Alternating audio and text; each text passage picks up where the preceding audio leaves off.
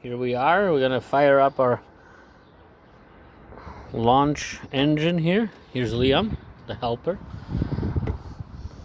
There she is, just rigged temporarily with some water and with a temporary gas tank till we hook up the onboard tank. Let's give it a shot.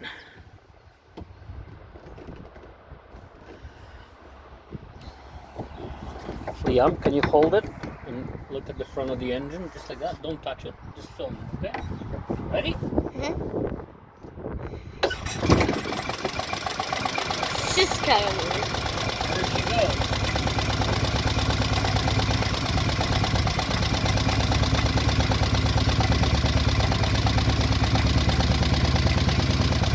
It's kind of weird. Yeah.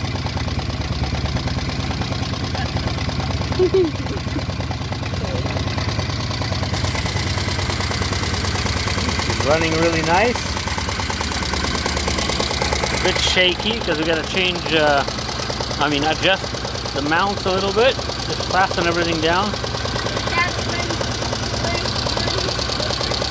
Install a fuel filter. Just clean up the wiring and it'll be a really nice little cruiser.